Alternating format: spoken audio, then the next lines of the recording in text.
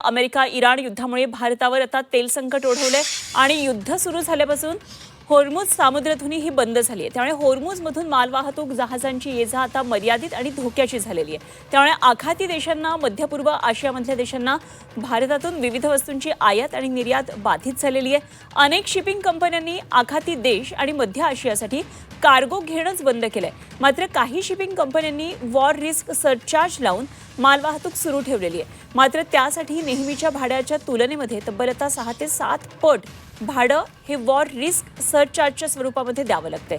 सध्या 20 फुटांच्या कंटेनरसाठी $1800 हा सरचार्ज मोजावा लागतोय, तर 40 फुटांच्या कंटेनरसाठी $3800 मोजावे लागतात।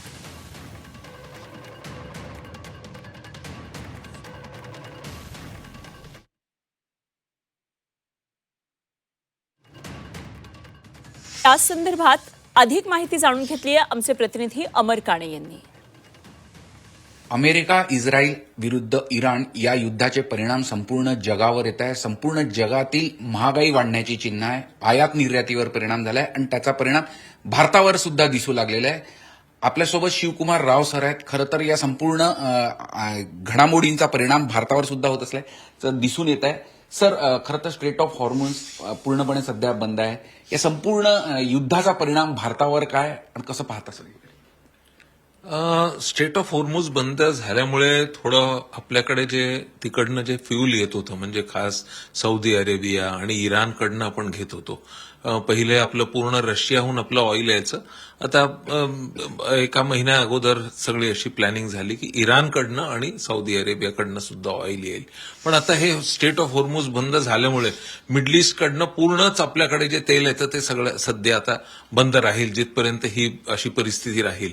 तर ऑल्टरनेट आता सप्लाय एक आजच अशी माहिती झाली की रशियाकडनं आता परत आपण ऑइल विकत घेऊ आणि व्हेनेझुएलाकडनं येईल।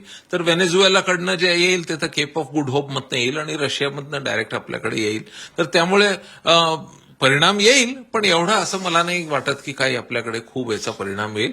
हो, डेफिनेटली स्ट्रेट ऑफ होर्मुझ बंद झाल्यामुळे तेलाचे भाव जरूर वाढतील, तर तेवढा तो परिणाम येईलच। काही शिपिंग लाईन्सनी मिडल ईस्टला बुकिंगच बंद केलेली आहे, तर त्यामुळे इकडचं एक्सपोर्ट सध्या थांबलेलं आहे। पण काही शिपिंग लाईन्सनी काय केलं, एक 20 फुटाच्या कंटेनरला जवळपास $1800 त्यांनी एक वॉर रिस्क सरचार्ज म्हणून एक लिव्ही केलेला आहे। तर हा सरचार्ज त्या शिपमेंट्सला लागेल जे आता जातील मिडल ईस्टला। तर हा खूप हाय वॉर रिस्क सरचार्ज आहे आणि ओरिजिनल जो फ्रेट रेट आहे तो जवळपास $250-300 आहे। तर त्यामुळे हा खूप हेवी राहील।